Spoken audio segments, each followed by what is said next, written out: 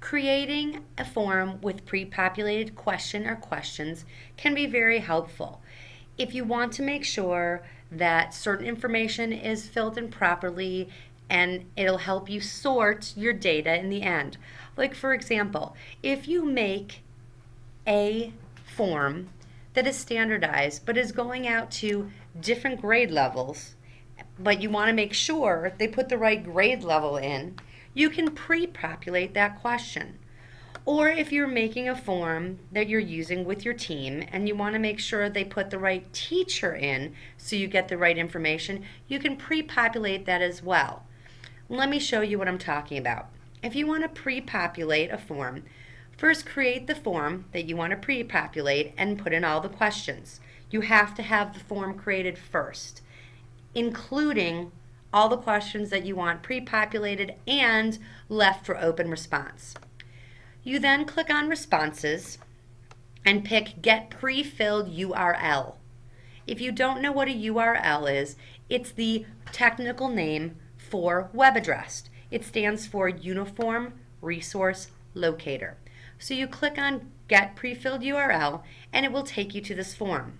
It even says at the top, answer questions you want pre-filled and then click Submit.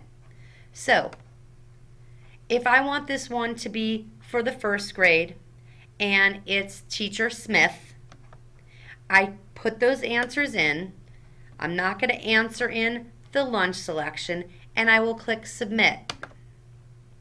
This is the URL. This is the link that you will send to people who are in first grade in Mrs. Smith's class that you want them to fill out the form. And the pre-populated link they will get, and those questions will already be answered. So I just sent the link to myself, and when I click on it, watch what happens. It takes me to my form, and the questions I pre-populated are already there. So someone can't by accident put in the wrong information, and then they still can make their lunch selection and hit Submit.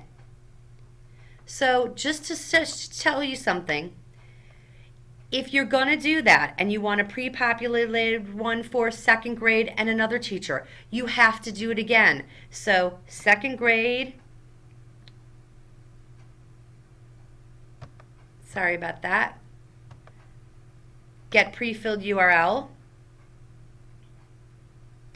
answer the questions you want pre-filled, click Submit, second grade, Jones, and make sure you hit Submit. And this URL, if I go to use it, will take me to the form, and notice second grade and Jones are in. So like I said, if you are pre-populating and it's for multiple audiences, you have to make the multiple copies of it in terms of getting the pre-filled URL, and you have the different URL that you send to people. And that's how you work with a pre-populated form.